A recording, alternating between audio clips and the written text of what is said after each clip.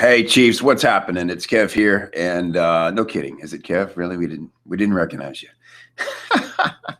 Good to see you, and happy Thursday. It's usually Friday, but I am at a conference tomorrow, which I'll tell you a little bit about, and wanted to make sure we got our Chief Chat in this week. One, because I miss you terribly if we didn't, and number two, we got a bunch of new folks inside of Copy Chief. You might have seen a influx of fresh blood into the group.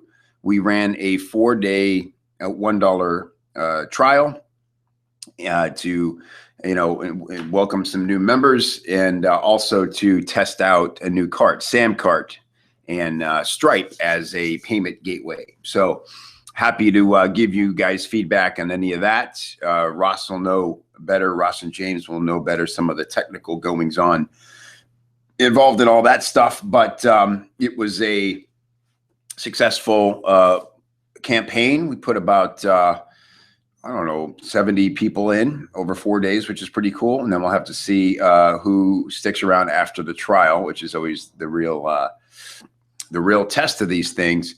Interesting note about the $1 trial, that quite possibly might be the last time I ever do one of those, simply because I have a much better idea than that now. Not my idea. It was given to me by one of my mentors, James Schramko.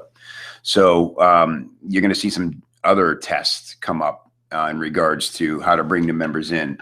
But if it'd be interesting. A lot of the feedback I get about the $1 trial is, I can't. I've been waiting and I can't resist, and that's a good thing. But then a lot of people come in and they go, well, it was $1, so I figured what was there to lose, right? And those are the people, frankly, who tend to never even log in or do anything or put up a profile photo. As much as we reach out and try to engage, they just were never going to. They kind of grab everything in their path that's $1, and those aren't the members that end up adding a lot to our community. So just kind of an interesting top of mind thought on that whole thing, but it's always nice to be able to bring new people in. And certainly many of the members who came in on this recent promotion will stick around and become our new friends. So let's welcome them all. And there has been a lot of great new action inside the feedback forums, the 60-second sales hook forums. And as always, much appreciate all you veteran chiefs being there, generously helping out, providing guidance and support, and all the loving care, treating each other like family as we always do. So I really appreciate that. April, hey April, what's up? Jonathan, what's up, Jonathan? Is that my man Rivera? Nah, Snail Quail. I don't know which Jonathan that is. Which Jonathan are you, Jonathan? At Snail Quail. Oh, is that Cisneros? One of my Jonathans is here. What's up? Ali, hello. Vince, how you doing? You may be new. I'm seeing some new faces in the chat. Good to see you. Also, we're holding it on a Thursday, so that might allow some new people to come in. And we're going to be at noons going forward. We're always going to be at noon. That'll help out our friends in the UK, who are right now, I think, 5 hours ahead. It's still pretty doable for our friends on the West Coast, it would be 9 a.m.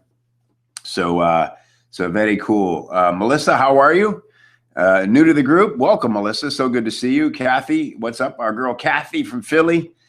This is a better time of day for you. All right. Oh, this is a better day for you, Thursday. Hey, I'm not opposed to even going to Thursdays if this works out. We can test some different days and stuff, but I like to try to be consistent. I don't want to be all over the map with different days and times, because then people will just be confused. It is 5 a.m. for Mark. Wow. No, 5 p.m. for Mark. In yeah, that's pretty doable, right, Mark, over there in the UK? Oh, really, Dean? You heard Sam Carter's having issues. We've been okay, I think, so far. So again, I don't think James is here. Maybe Ross will stop by and let us know what's up with that. So real quick, we're going to cover a couple of topics. I definitely want to get a panel going. And so if you're new here and you would like to have some of your copy reviewed, then feel free to speak up, raise your hand, and you don't have to come on camera if you don't want to. But if you've got something, a link we can go to, or you already have a feedback thread going inside a Copy Chief, then let us know, your name, the name of the thread. I can find it and pull it up here. And, we'll do kind of a random hot seat. Mark had one booked for tomorrow. That was my goof. I kind of forgot when I offered to him that I had this conference to go to tomorrow. And so he couldn't make it today. So the hot seat is open. If somebody wants to do a quickie hot seat, we'll get the panel here rocking for everybody. Hey, let's talk about April's post real quick. I'm going to bring April on first. If you're ready, April, I hope everybody's got to be live mic ready. April just had such a great post every post is great. Scott McKinstry's consistently amazing with his story sells column. And April, this is her second post. And I want to mention some things that April's doing that I just think are killer. Hey, April, how you doing? Hey. Good to see you. So if you haven't read April's post yet, it's over there at, let me bring it up on the other screen here. Just one second. While I look away from the camera. Look away from the camera. How's Austin today, April? You feeling weather tolerable? Yeah, warm and sunny is good. Yeah. Yeah, we got the same thing going here. It's actually cooled down. We had tornado warnings the other morning, and that just only blew away the hot air. So that was good with me. Death to hot air. Cool. So here is April's article. It's on the blog. It's called How to Write the Perfect About Us page. And we actually did a podcast episode on this yesterday. So thanks for coming on last minute to that, April. It was a lot of fun on the new Copy Chief Radio podcast, which is super cool. I'm doing it with Jonathan Rivera, who has the Podcast Factory, and he hosts Ben Settle's show, and he hosts Dan Meredith's show, and he hosts Doberman Dan, the copywriter, legendary copywriter, worked with Gary Halbert and a bunch of other cats. And so what's cool is, it's fun just to be in that family. And we're having these monthly sort of get-together calls, check-in calls with all the radio, with all the show personalities. And as you can imagine, they're pretty colorful calls. So there's talk of turning that into some sort of offer for people to either get recordings of it or maybe even attend those live. So pretty excited to be part of that with that group. Yeah, Jonathan's awesome. Hey, Patty, how are you? Jonathan's really cool. He's such a mellow cat too. April, you've met him, right? He's just the most unassuming guy in the world. Yeah. Yeah, he's super mellow, easy to talk to. And so April's article, I just want to look at it real quick in case you guys haven't seen it. Let me just cut over there real quick, share my screen. And so April, I've told you this yesterday. One of the things I love about what you're doing, and you could tell us if it was sort of calculated or if it's just sort of like happening in front of you, but you're picking these topics that to me are like, it's the stuff sitting right in front of you that people aren't paying enough attention to, right?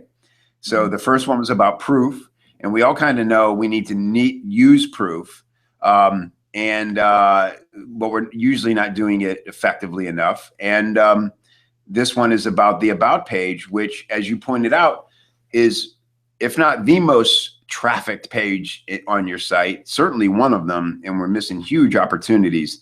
So any conscious effort behind you, like going, let me choose the things that are being overlooked, or is that just like happen?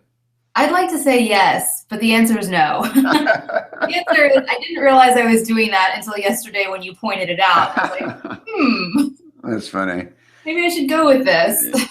Yeah, I really dig it as a theme, because it's just, we talk about a broad appeal, and what I like about it, it's not just in theory. Hey, if you were doing this thing, if you were booking appointments this way, if you were running this kind of traffic, it's like, chances are you have a website, and I know you have an About page, because even if you have the most basic template, some designer or somebody said, hey, what do you want on the About page?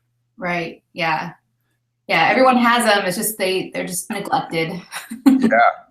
So in the article, you point out 5 or 6 things that an About page needs to do, should do, and oftentimes you know, it can do that we don't even think it can. Like for instance, the first one right out of the gate is it can close the deal. Yeah. Yeah, I mean, if your about page has all of if it's answering those 6 questions, well, the 6th one is actually the call to action. But if you have those 6 pieces of the puzzle there on your about page, then for sure you can get them to opt in, to call you, whatever the next step is, and they don't have to go anywhere else. Yeah, and a lot of times they might be showing up ready to go, right? Yeah. And you don't need to make them jump through a million hoops. Like, you know, look, there is the whole sort of protocol of what does Dan Kennedy call it, the ingestation period or whatever he calls it, where, you know, wisely, because look, what Dan is ultimately going to sell you is a high ticket item, and so he doesn't want somebody. I would venture to guess, I don't even know this, in whatever Dan's signature site is, that maybe there is or isn't an about page, right? But because for him, it's about get into my content, start reading what I say, start watching videos, start listening to calls, and just do as I say. Either buy into how I do things or don't, because he's only concerned about the people who completely buy in. He's always testing the process of how does he indoctrinate people into his philosophy, because he's looking to get him on a newsletter or at a conference, or, you know, for a $20,000 day with him ultimately, right? Mm-hmm. Where if they want him to come there, they're putting him on a private jet for like another $12K. So, you know, when you're hunting whales, you set a very specific bait. But if you're a freelancer, or you are a you know, service provider of any kind, or I can't imagine many instances where not having a quality about page is the way to go. And as April pointed out, a lot of times, you know, as long as people have the information they need when they get there, that might need to be the only page they visit. Right. April, do you recommend what kind of calls to action? I mean, do you have any data on what works best as far as like book an appointment with me, here's my opt-in, that kind of stuff? You know, I don't have data on that. I would say that it's going to depend on your business. If your funnel is set up to where the first thing you want is a 20-minute consultation, then it should be the let's book the call. Mm-hmm. If it's you just want them to get on your email list and start getting emails from you and warm them up that way, then that should be what it is. I will say go the extra step. Don't just say like, give us a call or schedule an appointment today. Like put it right there. If you have a form, it needs to be there. If you have an email opt-in, don't assume they're going to go back to your homepage, find your opt-in and do it. Just put it right there. If it's call me, your phone number should be there. That's a great point. That is a great point. And I want to, you know, be fun to play with free recorded messages and things like that. Some of the old school tactics. Oh, yeah. Because people do dig seeing a phone number. I know that increases trust, but you know, realistically, most of us aren't in a position to have like a call center, you know, a live operator standing by. And then I know people who literally put their phone. James Schramko used to literally it was his phone number, and rarely would someone call it, but when they did, James picked up. If he was available, be like having lunch. You're like, hello, and they're like, yeah, I was calling. I think I'm on James Schramko's, but yeah, this is James. That's freaky. Out that the guy, they just watched 6 videos and now he's on the phone with them. But how powerful is that if it's a good prospect, right? Yeah. So pretty cool. All right, great. April, thanks for being here. Thanks again for the awesome article. And let's just touch on, since we're kind of like inside now, another cool thing April's doing, and also took my advice, and you know, we're talking about, look, April's really clear on her niche as a copywriter. She wants to work with high-level health and wellness practitioners.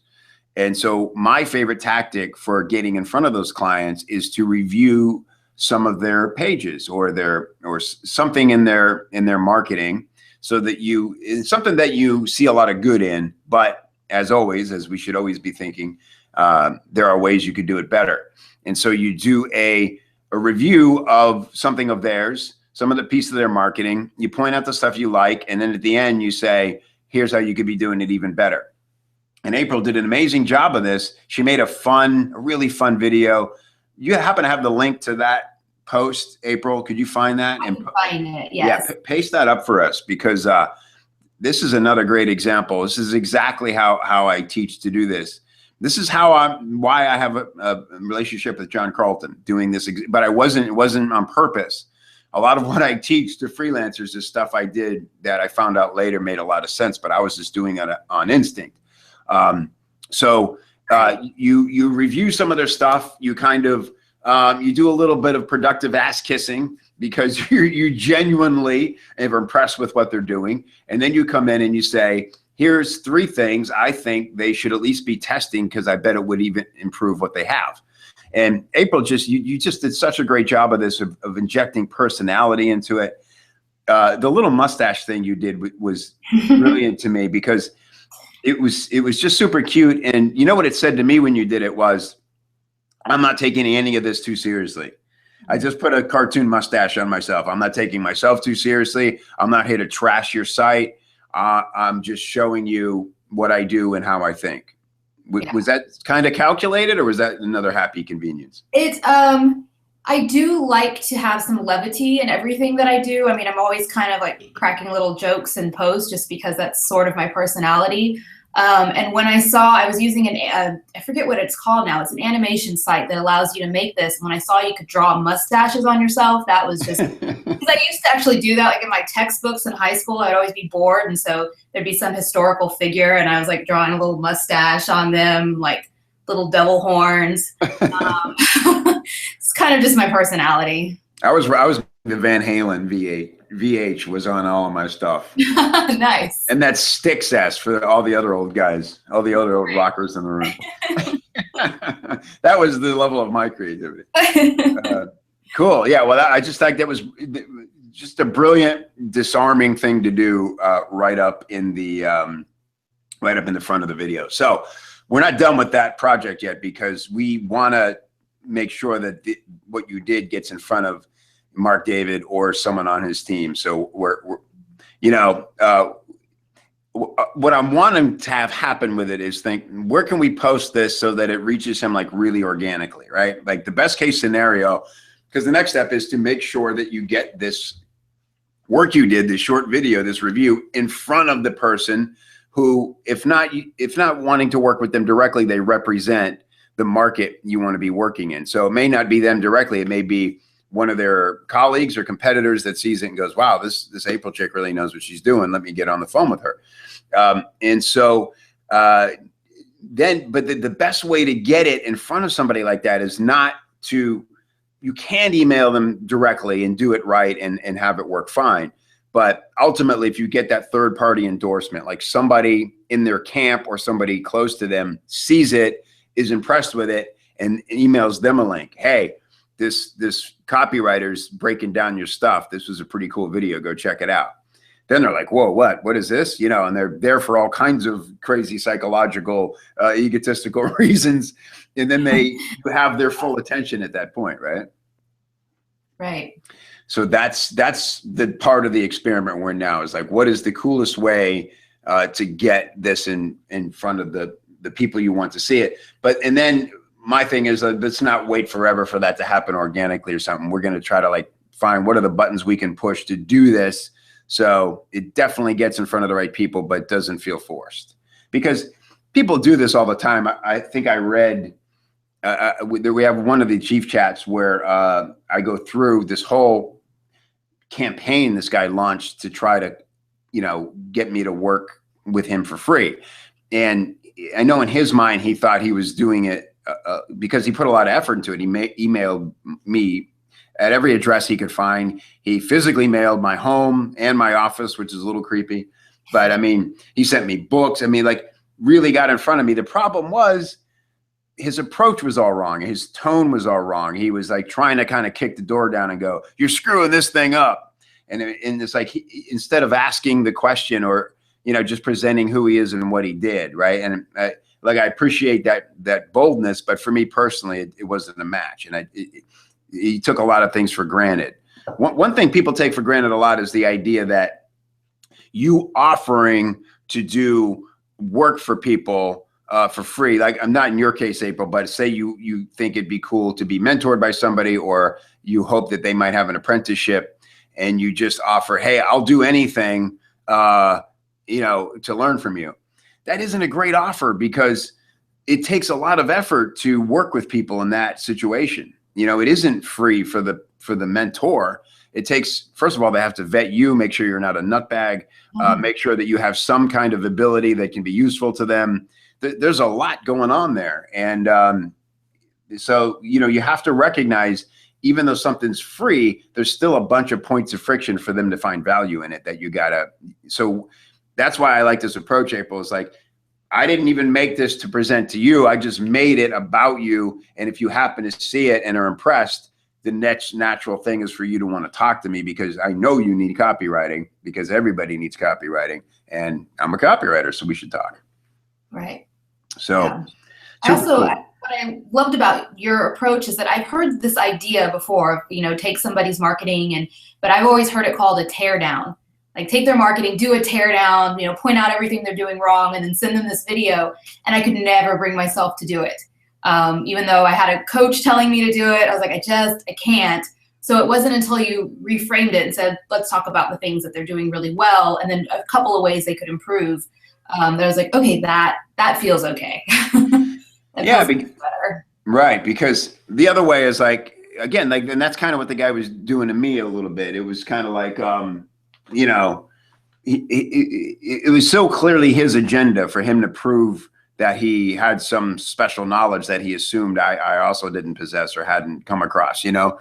And instead, all you're really doing is creating something value, and you're teaching something valuable.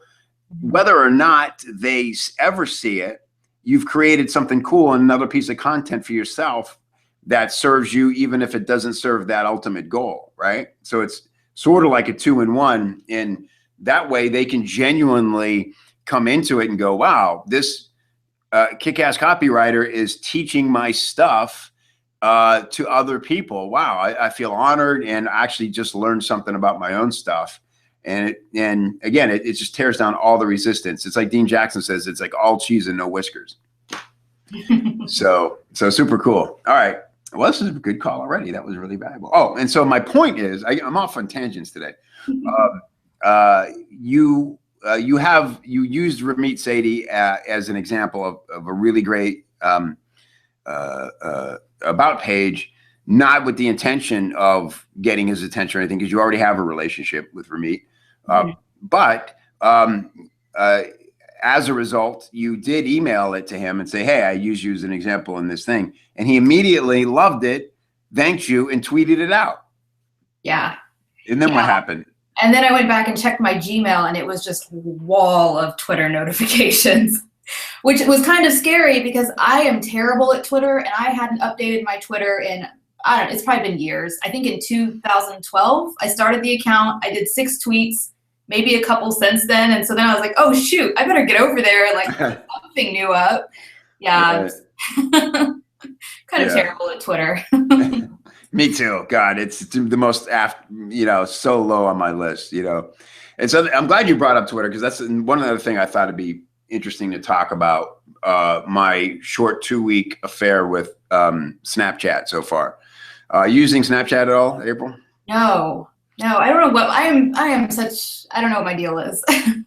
Yeah, because my dad refuses to get a smartphone. I'm like only slightly better than him. I do have a smartphone. Does he have the flip phone where like you literally can't take a picture with it, or like you can, but it would, you know, you could never get it off the phone? Yeah. Yeah, and don't send him a text, because he's like, I don't know what that is. I'm not gonna respond. I don't. It sounds like my mother-in-law, where every time she's had a phone for years, but every time it rings, it's like this thing's happening that she always knew would happen, and now it's happening.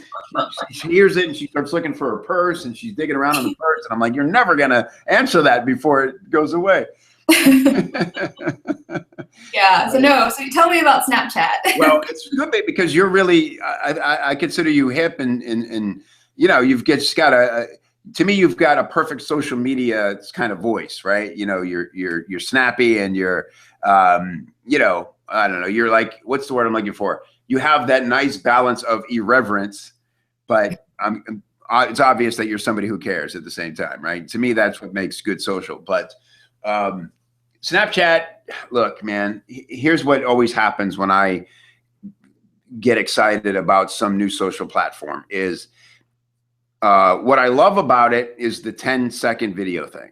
So the first thing I did was I opened it up, I looked at it, and I was like, oh, look at this, cool. Okay, so I get it. So you can do a story. So you shoot 10 seconds of video, you can load it. There's an icon at the bottom, and you can load it as your story, and then you can shoot another 10 seconds or less, and then make that the next part of your story. So my immediate instinct was, screw it, I'm just going to make a VSL out of this. And I pulled up a recent email I had that was very much like a sales letter for the John Carlton Mastermind. And I just said, would it be interesting to just start filming, use it like a script, decide on the fly which parts are relevant and not relevant and too long, and just see where the thing leads. And it ended up being a lot of fun because I did stuff like, I really realized like, I wanted every shot to be a little different. So I'm like trying different angles, and then I'm going outside to try to break it up and keep it interesting. And then I realized this is like already getting repetitive, which number one is an indicator that your video is way too long, which mine was at like 8 minutes. But then I'm in the shower, you know, and then literally standing there naked. I'm shaving my head. I'm singing in the shower, and I'm just not fully naked. You can't see me, but I literally was naked. So that's exciting for people. 46-year-old naked guy.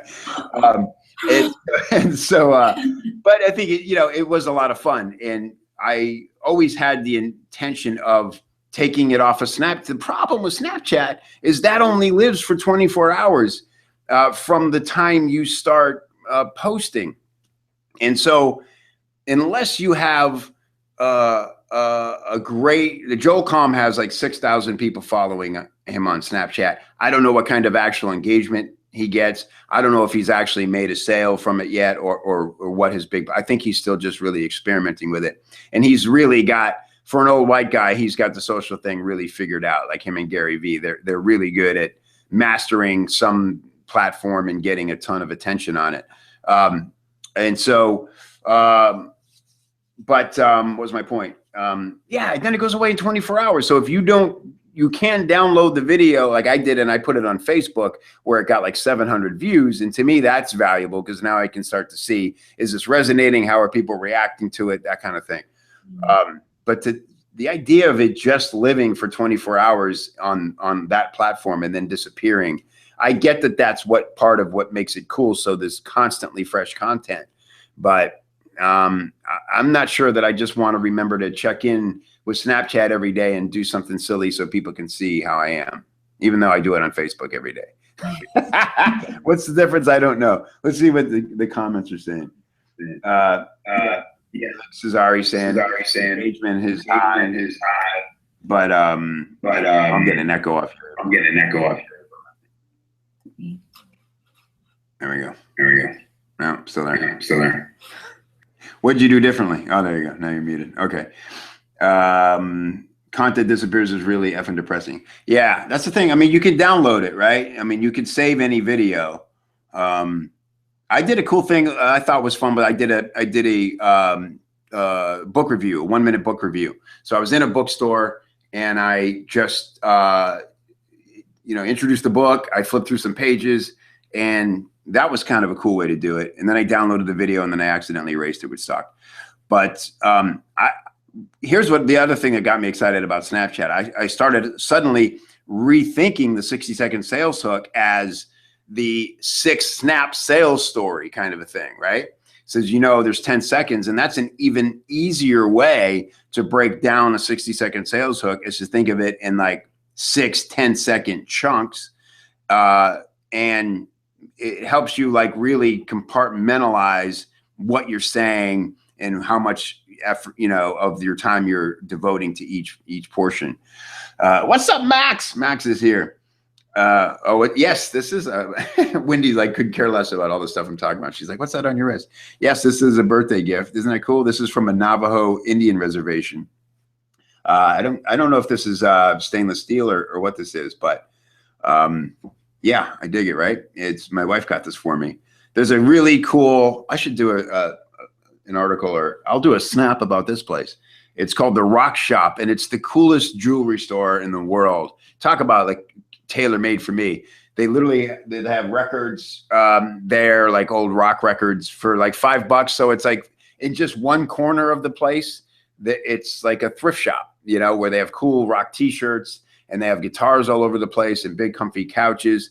And then they have all these beautiful gems. And I'm sure they have diamonds in there that are worth, I don't know, $5,000, $6,000, $7,000, $8,000, all the way down to just really cool wearable stuff, you know, under $100. So that's where my wife got this. All right, Mark, thanks for being here, buddy. Daddy duty, man. You got to go do it, brother. Have a nice evening with the fam. Good to see Max in here. Cesare. Okay, yeah, Cesare's Cesare's already recommending the replay. Thank you, Cesare. Yeah, poser videos too. Dean, exactly. Let's get Dean on. I always want to have Dean on. Who else wants to come on and chat it up? And then maybe we'll talk just briefly about the 30-day email challenge.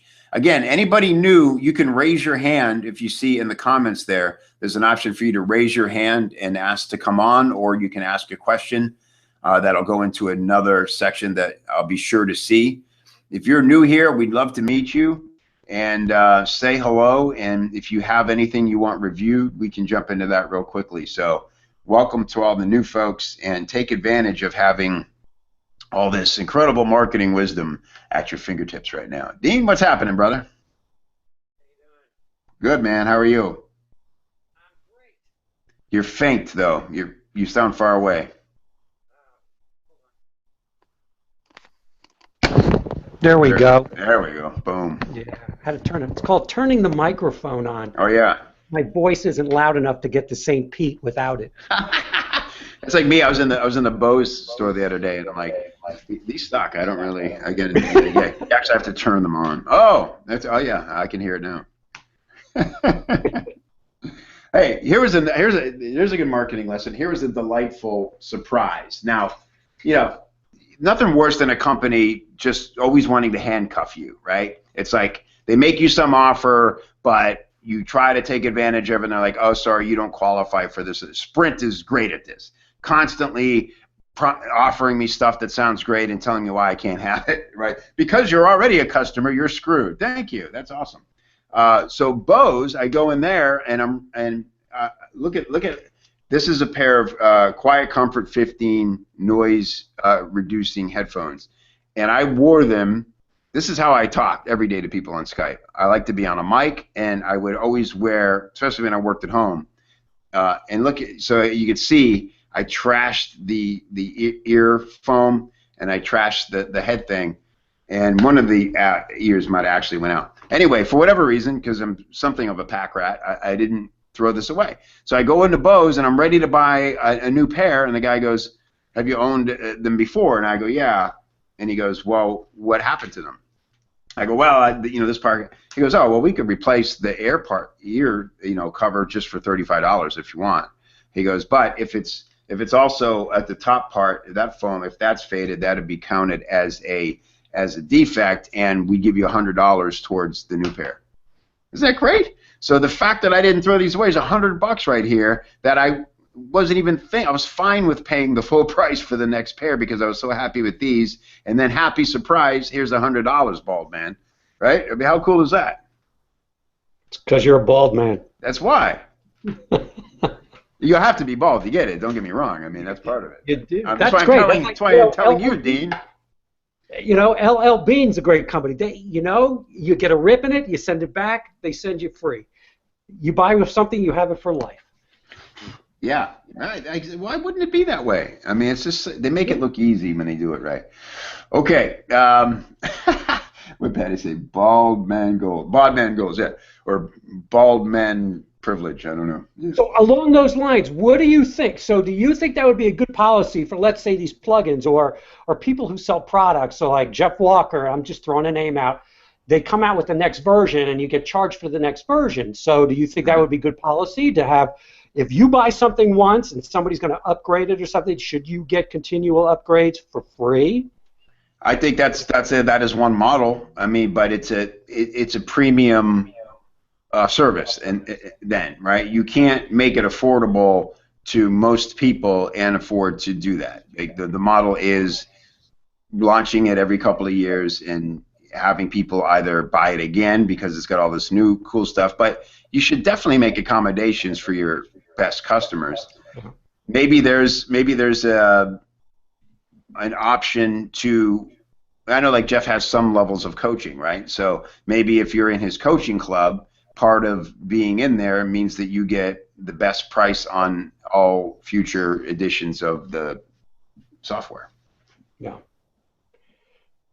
What do you think? What if somebody came to you, Dean, and said, "What do we do here? What would you suggest?" I'm putting you on the spot, brother. And I'm going to go plug in my computer, so you have to talk for like 3 minutes. You know, again, I think I would have to think about it because somebody like LL Bean. How many people who have who've bought a bag from LL Bean? 5 years later, it's all worn out, and send it back and then get a free one. What percentage of their customers do that?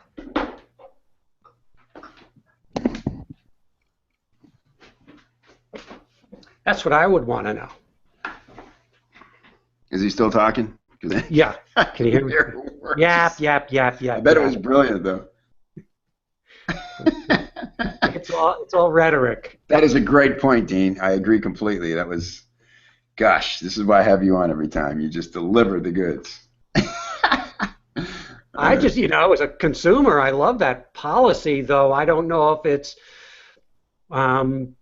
if it's viable for growing a business. Maybe it's worth giving a call to LL Bean, to their marketing department, and find out what percentage of people return stuff that they've bought to get a new piece of luggage or a pair of shoes, or for their policy. Yeah, that's why I like magazines like Ad Age, because they do kind of go into things like that and show you stats on programs like that and how they work and stuff, right? Yeah, like you were mentioning with your free trial. I mean, some people are successful with it, and I hear there are people, I know, well, your friend, Ryan Lee he said, I'm not doing free trials because it just attracts, for lack of a better term, bottom feeders. Yeah. That free, and I love what Joe Polish says, people who don't pay attention. That is the truth. That is the truth. I always say, you got to pay attention, and so the more people pay, the more value they get from it. Always. Right, and so you've got two schools of thought. You have the people like Eben Pagan was always about moving the free line, and then somebody like a Ben Settle and Ryan Lee say, no, sell, and you're gonna charge.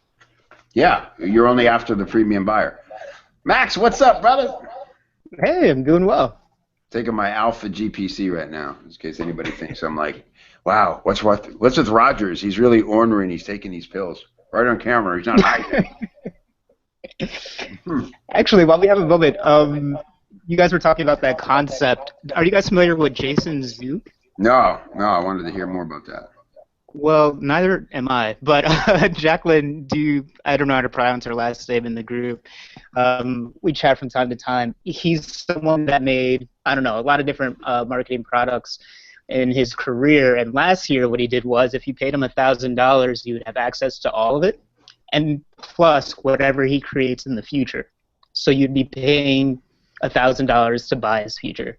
And I pasted the link. You guys can take a look at it, but that sales copy is still there, and it's not something I want to do in my career. At least I don't think I would, but it's the closest example to what you guys said, more in line with what we do every day. Yeah, that's really interesting. I don't know, just to me that we could go on about this, but it just seems like there's a lot of questions to me, like, how do I, this guy's, what's the get hit by the bus factor?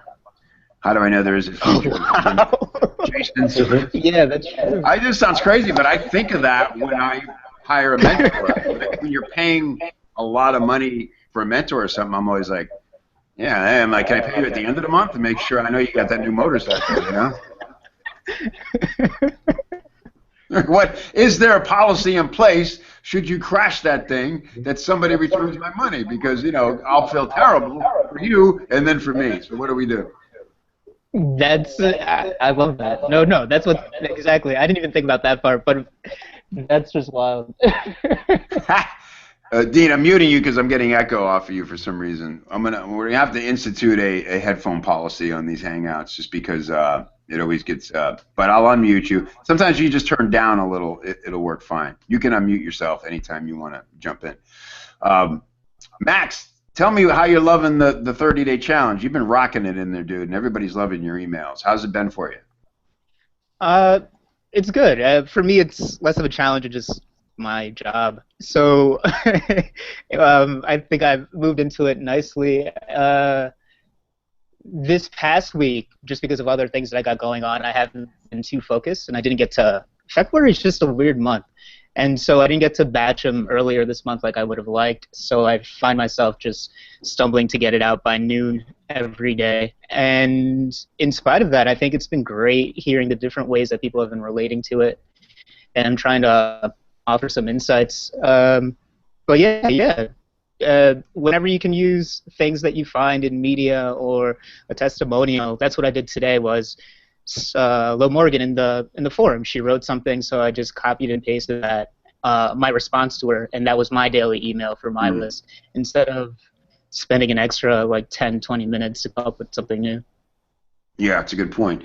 I think one thing I'm going to try to do is get more organized about what I'm up to every day. I really only have a couple of days on my calendar where I don't have an agenda.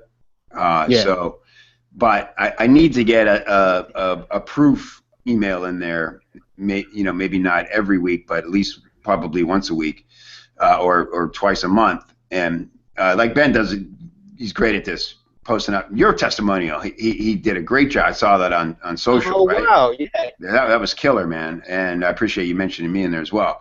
But he's just, it's very natural for him. Somebody says something amazing, he basically gives it a short couple sentence intro, lets it roll, and then kind of says you're crazy for not being a member at the end, right? Exactly. Yeah, this is the value you're missing out on.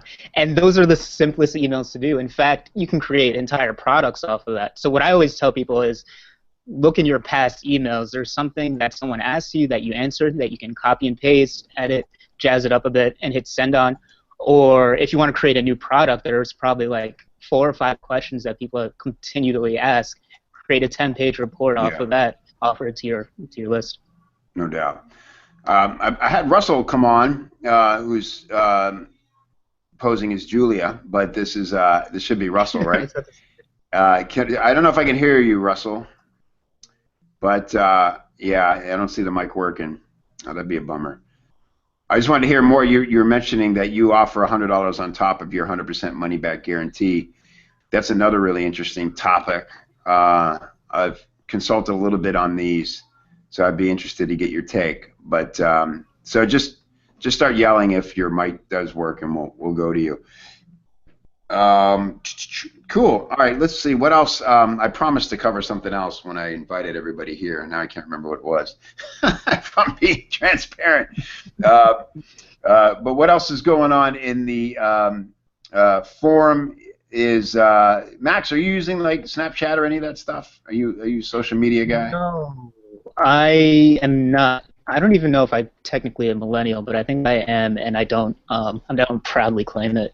So I just focus on the simple thing. I've always said this since I was like 16. People forget that email is social media, and I've been using email to get viral views on YouTube, raise money on Kickstarter, and now like I actually own it and teach it every day. So that's my social email or media tool of choice.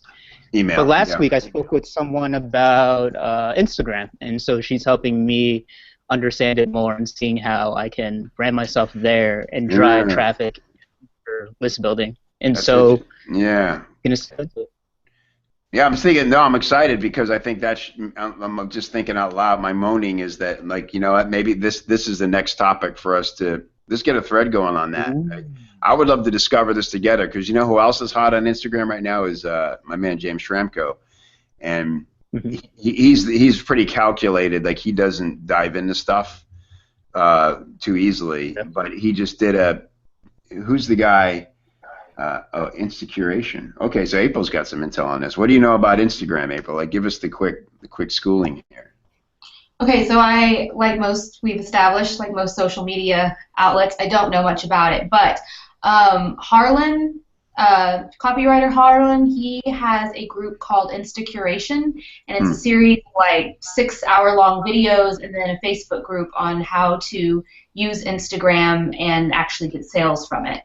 And so I'm actually doing it for somebody else's business, but I'm about halfway through it now, and it's pretty good. Really? Happy with it so far. Yeah.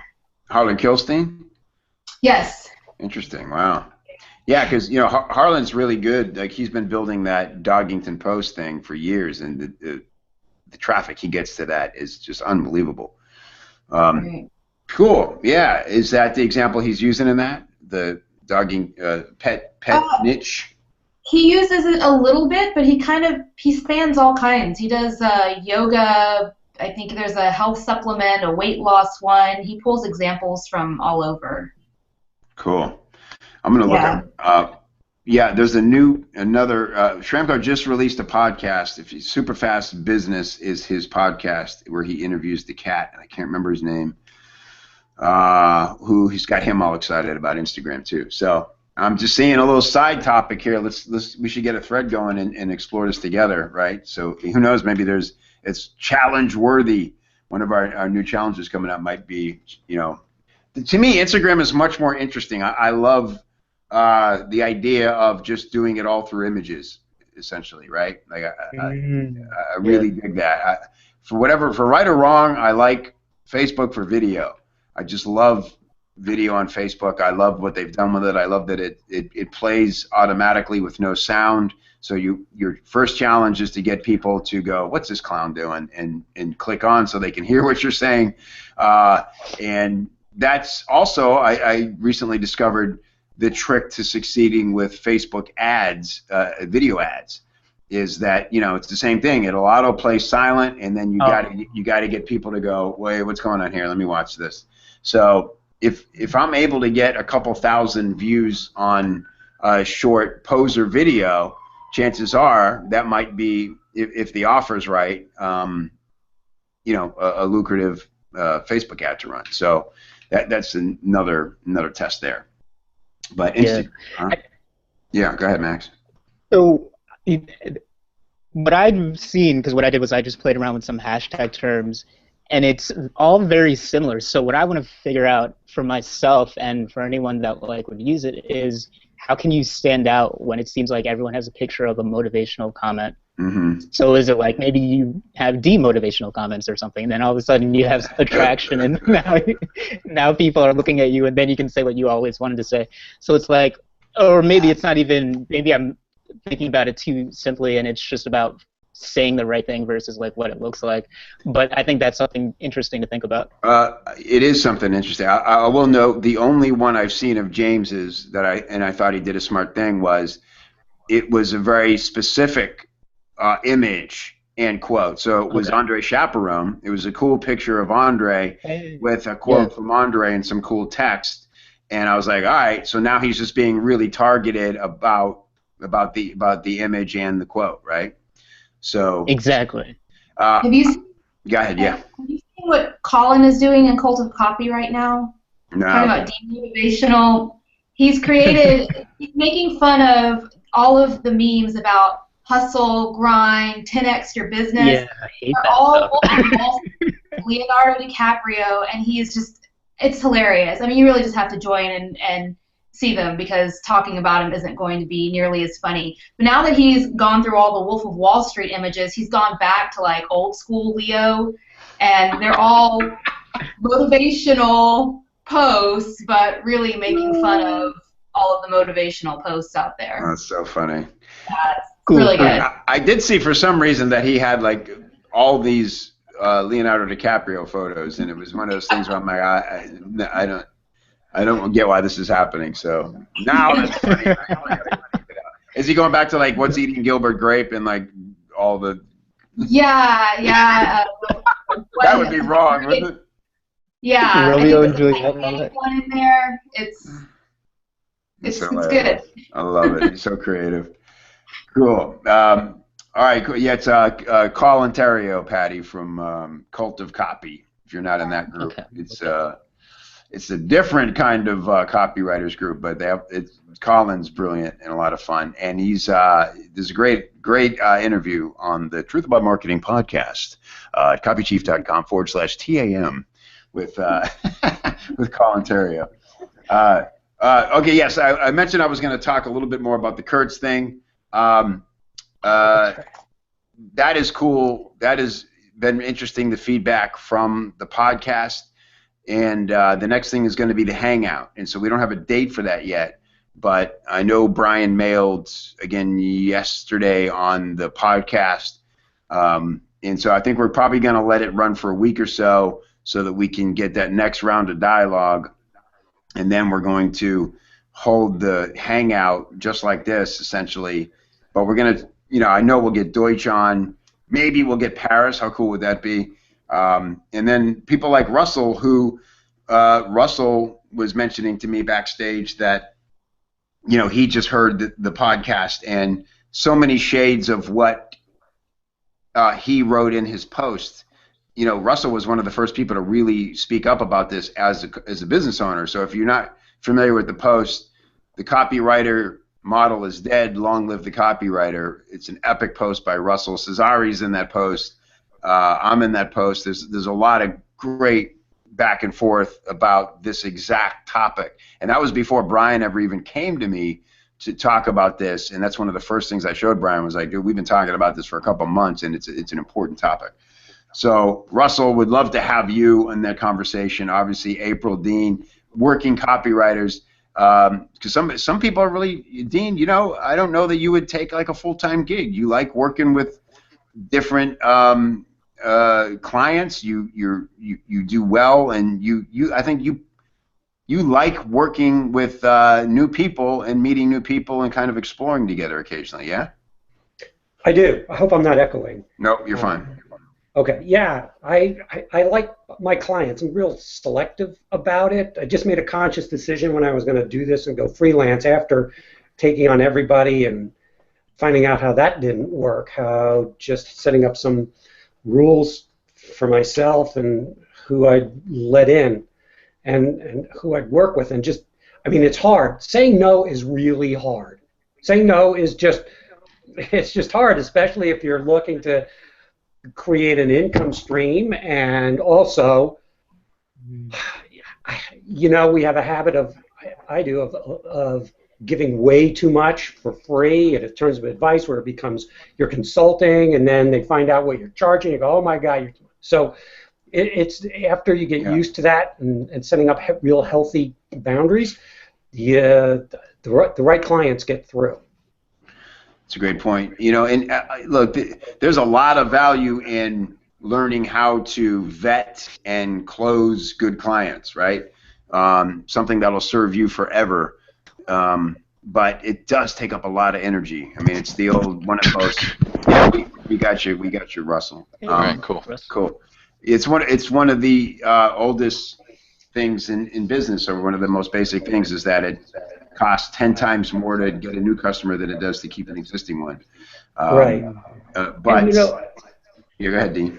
Yeah, I was also going to say too. There's the thing about, no matter what business you're in, you've got a customer, you've got a client. It just depends the degree of anonymity and intimacy there is. So if as a copywriter you're working with a client, that's pretty intimate. If somebody's buying your product or service or a copy cheap, well, there's that intermediary because you've got a dialogue, but it's on a forum. If somebody's buying let's say Harlan Kilstein's Instagram thing, that's kind of a customer that's pretty far removed, because you don't hear from them unless there's a problem, really.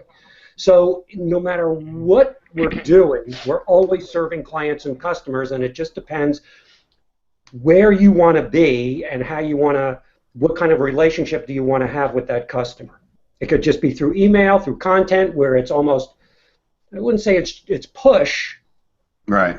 because there is some pull to get them in, but you're this far apart where you're selling a product or service, and then they buy it, and that's it. And then if you're working with a client in terms of copy, and you have to know, then you're this close with them. Yeah, that's a good point. That's a good point. Very different way to look at it. Russell is here, and like I said, Russell, you really started this conversation in a lot of ways in Copy Chief. So I know I love what you said in your comment on the comment section of The Truth About Marketing. It's copychief.com/TAM. You said that you were. Yeah, I got that one. You must have looked crazy to the people in the cars next to you, because at some points you were screaming at us because you totally disagree with stuff we were saying. Not totally disagree. Somewhat disagree. No, not even disagree. I mean, It's a radio. lot of it drama. was I agree, Yeah. but it's just frustrating because I don't have a solution. I'm like, because we're in the process right now of, beginning of the year budgeting, and we want to get a copywriter, quote unquote, on staff, full time, and whether that's 3 or 4 hours a day or 8 to 10 hours a day. But we don't know how to put the model together, and it goes to my post. It's what does that salary look like? We have equity on the table. We've got commissions on the table. It's just I haven't been able to wrap my hands around a good compensation structure that makes everyone happy. And so what's been the process of trying that? Have you talked to several writers and you just can't come to terms? I know you've tried and failed with some. Have you always been trying this model, or is this? No. This is brand new. We want to have someone just like you were talking about with Brian, is more of a longer term relationship with someone. Everyone we've always hired in the past has been one off. Yeah. And just do a job and pay 5 figures and off it goes. And which is, it's worked, but we never get the chance to optimize it. Yeah. Right. That's the thing. Is like you said, it's worked, but then now you got to start over. We just talking about with Dean is like, it's the thing about a freelance. They got to go find a new client and do all the research to get back into their company and and you got to do the same thing with, and plus probably more anxiety on your part. The writer gets paid and then they have the pressure to perform, but you got to shell out this money and hope that this person shows up and does it right. Yeah. The weird thing is I don't want to blanket statement this. Copywriters, I think a lot of them have this idea that, well, everything they do is worth 5 figures. And, if you put it into reality, I'm not sure how many copywriters out there are making over 6 figures a year. But to me, if I wanted to be a full-time copywriter and someone says, hey, I'll pay you 60, 70 grand a year to just write for us a couple hours a day and produce this much output, plus we'll give you equity and commissions, I don't know, it sounds like a hell of a deal for me, especially if I'm not limited to go out and get other clients. Yeah, that's true. But then the freelancer would probably say, yeah, but clients always think everything takes a couple hours a day.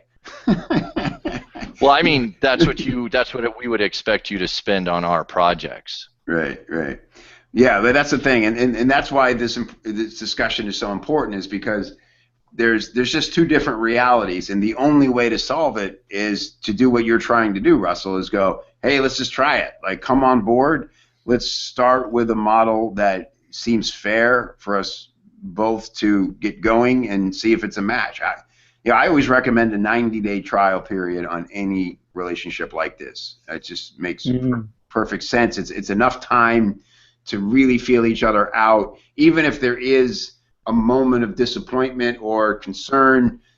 90 days will usually give you time to get through that and decide, oh yeah, was that just a blip on in the path, or is this a red flag? All those kinds of things.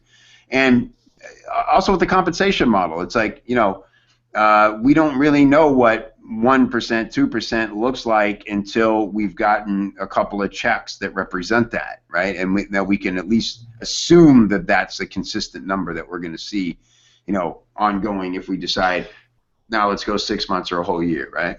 You're exactly right, but a good internet marketer should know their numbers, and you should be able to say, look, all right, if our control is converting at 2% on this channel traffic, and if you come in, we know our average order is $212. If you come in and we have you set up at a 30% commission structure, if you can beat the control, there's your math. You can do it. We can send traffic all day, and you can work out your commission structure. See, that's good. Now that's you're ahead of where most people would be, and this is part of the problem because you can. I think in order to qualify as a company who should want to bring in a copywriter full time, you've got to know the numbers, and then obviously it's easy for the copywriter to understand the math. But so many times people will propose something like this on a new project where the numbers aren't known yet, but they still will say, yeah, look, we need someone who's going to stick with us and make sure this thing works. And you go, what if it never works? Then I just committed 6 months of my calendar to you, and there's zero commission. This sucks, right? What have you ever seen anyone on I mean, other than Agora and the big guys who have people on salary, I haven't seen kind of a, or there's a monthly retainer, I guess, structure, but I haven't seen a real salary-based structure. Yeah, I haven't either. It's, I know that as Brian talked about in the interview, MoneyMap, basically what they're willing to do is invest in talent, but they really are going to make you work for it. Like, I don't know what salary they're offering for you to come in as a researcher, but they want you to spend 2 or 3 years, I think he said, as doing pure research before you ever get to write and try to beat a control. And that's pretty extreme. You could do you can make a lot of money in first 2 or 3 years of your career if you're good. Yeah. Working with different clients. So, but if they're willing to, and then it comes down to, Russell, is we can't solve it in one call here, but it comes down to personalities too. They're just entrepreneurial-minded freelancers who get into this going, no way will I ever sell my calendar full out to anybody. I'm just not doing it. Yeah. No, granted. And then there are other people who might think they're more that kind, and then after a couple of failed projects or bad clients, or feeling like, man, I just can't keep the lead flow in, or I can't handle the pressure of working with clients, that might become very appealing to them. And they might. I'll give you an example. I worked with Ben Johnson for 5 years. He's one of the best copywriters I know, and he's now full-time with Bulletproof, because ultimately, part of it is that the model changed, and I went all in on Copy Chief, and I'm not doing client work anymore, and that was pretty much where he was getting his. But the idea of going full-time with Bulletproof to him was really appealing, simply because he loves working with them, and they love him, and it's just kind of a marriage made in heaven, so to speak, right? So yeah. I think the thing is that the solution in here somewhere, Russell, is that there's got to be some way for us to feel each other out and have this like courtship and know what could happen if it all goes well, but maybe not focus so much on what the compensation model is like, what's the get started model? How do we make this irresistible for each other right now, and then naturally decide, I don't want to see other people, I love you. Exactly. It's just like dating my customers. I need to date my copy. Yeah, there you go. There you go. That's why I need to swoop my writers. That's right. Yeah. Yeah, please, Dean, please. Do you think, and this is just going off of what both of you guys said, maybe it's a synthesis or an amalgamation of two things, where you say, let's have this courtship period for 90 days. Put me on retainer at an equitable agreement of what it would cost, and then you can switch to a compensatory model, because in 90 days, if Russell's running a company that says, hey, we're going to launch a new product, we're going to launch a new service, that's plenty of time. 45 days, plenty of time. If you've already got the thing in the works, your R&D's already created the product, you see it, but this way the copywriter isn't that dependent on that commission, because they've got a nice retainer, and then you've got, you've got proof to market of, is this product going to create the income that Russell's past products have generated in terms of commissions and sales. And then you move to you just graduate to the next model because you've both proven yourselves. The client has proven himself of how well what they do is working, and the copywriter gets a chance to prove himself in terms of, is my thing going to be, there is no control in terms of a new product, but if it is a new product, then he's just going to say, hey, it's performing well, it's performing solid. Yeah. I really like that too. I'm just going to say something real quick. So I just posted in the link again. There's this guy, Nick. He comes from the Brennan Dunn Double Your Freelance Camp. So what he does is he has that relationship. Let's create a project up front, and if it's copywriting based, we'll launch this new product or build this letter together. And then every month, let's optimize it. So you'll have me on retainer, and on a monthly basis, I come in and I make sure it's doing what it's supposed to be doing. I can improve it. And if we want to also, we can start a new project altogether. But I really like that in terms of, because I think there's the other end of this where people leave clients and they just don't go back for return business. And I think that's like a poor mentality when you're first starting out. So I think this is a model that speaks to a lot of what you guys are saying, keeps the relationship going without it being like full hands-on throughout the longevity of the relationship. I have two. I have one, I guess. Point/question is because part of our concern is not only there's an investment to bringing on somebody new, both in upfront costs, but also in opportunity costs. If we hire, say, Max, because I'm staring at you, and that's my kid's name. That's what I'm Hey. If I hire you and we quote unquote start dating and it's 90 days down the road and it's just not working out, I've then lost a whole quarter this year of production. So there is a huge investment on both our parts, and the same for you. You're not out getting other clients and doing other work at the same time, but it just seems like everyone has so much risk on the table. How do you mitigate that risk? Yeah. Does anyone do like the consulting thing? So I know that I don't look over anyone's shoulders as I'm building my own copy career, so I don't know how others work. But I know what I do is I don't propose a project. I just get people on the phone for an hour and talk about where they are. And so that's time that I'm paid for, and then I really get a sense of like where they are, what they're doing, and we do that for a session or two, sometimes a few months, and then we really say, okay, let's buckle down. This is exactly what we're going to do. Yeah. And that's when I am full hands-on at a different rate altogether. Is that something other people do?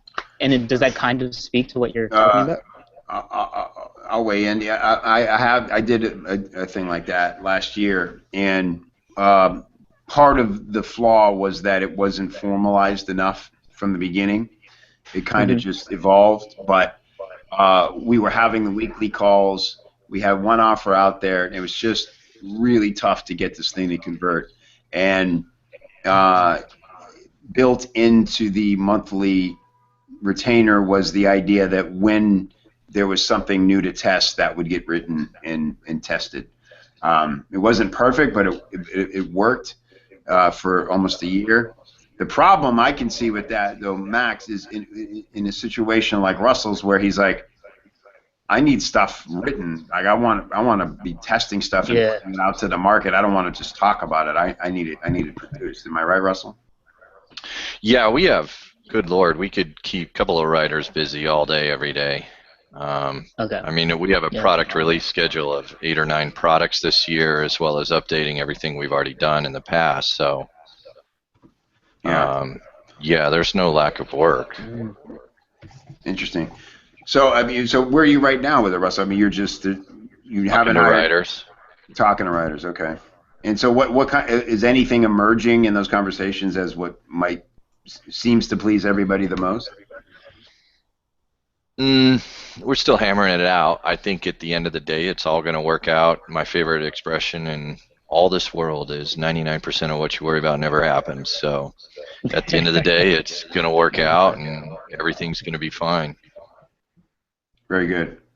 Well, cool, man. I'm excited to continue. I'll keep this you posted. conversation. Yeah, please do, and keep posting in Copy Chief if you want to hire new copywriters, because there's probably several writers who have come in since this discussion and since you last posted. If you're still looking to talk to new writers. I will. As I said, we're budgeting for that, and I wanted to get a hold of you, and because I know you want to screen all that first, and I wanted to just be able to describe it succinctly. Yeah, you know what we'll do? We'll make a video like I did with John Bowman. He's got 3 writers on staff now. One of them, I believe, is on this call. And, you know, they were really dedicated to the process. The same with, I kind of did with Ramesh and Ryan, where we just, I actually transcribed those interviews. But, Russell, let's just you and I get on a Skype call and record it so that there's no reading between the lines. We'll talk about exactly what you need, what the projects are, what you're looking for in a writer, and then somebody can listen to that 5-10 minute interview and know if it's right for them or not. Yeah, exactly. All right, so we'll just make it. Let's make a time to do that soon. Okay. Cool. Groovy. Well, thanks for showing up, and please show up for the Brian Kurtz one as well when we do that hangout. That'll be super valuable to have you there. Okay, cool. Well, this is, I know I'm conscious of that we're like at $1:15 now, and man, we covered a lot. This was great. The thing I didn't get to show you that I'll post in the thing is, I posted on Facebook today about like the douchiest way to invite somebody to come on your show, and I actually took the guy's email and I marked 10 points of douchery like in his request to me. Just as a warning, like not to do. And I just want to go back to the Instagram thing, Max. Like this might be, and I did another one. I found a really bad headline. Like I'm constantly preaching that the worst thing you can do in a headline is try to close the deal by stuffing in like every single potential benefit. Right? Yeah. Just blow your load up too. Yeah, and so I found one of those headlines the other day, and I went through and I dotted like 10 reasons this headline sucks. And I think I like that. Yeah. Those those might be cool Instagram attention getters to get people to click through to see, oh, what are these 10 things? I want to go see the post, right? Yeah. And even if you just wrote like, hey, look at this awful bar sign, how would you make it better? And leave it as an open question, and now you're generating a conversation with your followers. Yeah, great point. About how they would improve it. Instead of saying I like that. Yeah, the one video I made early in my career that's had like 25,000 views or something was I did that exact thing with a famous street vendor in New York, and he's selling potato peelers, and I throughout the video I pop up points of persuasion, things that he's doing, and people can't resist going to the post to find out what the heck they are, right? So. That kind of stuff is really effective. Yeah. Are you talking about the British bloke from that famous guy that's like a millionaire selling potato peelers? Yeah, he died a few years ago. Joe AIDS was his name. And, he was like living on Park Avenue selling these potato peelers. Exactly. Master closer, man. Yeah. Oh, man. I've seen a couple of news reports about him. Okay, but that's cool. Yeah, exactly. So that's a fun way to do it and add value. And again, for me, even though it's conversions are important to me, I really like that conversation. That's why I frame everything as relationship design in my work. It's how can I talk with my person instead of just always selling to them, because that's more valuable long term. I agree 100%. But that's cool. I like everything's the dialogue. Yeah, you said, it's a way to give value, create huge curiosity at the same time, right? Exactly. Yeah. Let me acknowledge that our man Cesare came on, and I never got to you. It's hard to know when somebody's ready when I can't see you. But is there a 2-3 minute wrap up version of what's on your mind here, Cesare? Yeah, sure. Can you hear me? Yep, hear you fine, buddy. I had a comment, a quick one for Snapchat and a quick one for the copywriters. Like, I take the more strategic approach for the copywriters. So for me, it's everybody's talking about how to structure the profits. royalties and stuff like that. But almost nobody's talking about how to structure the risk, because like Russ said, there's a huge risk.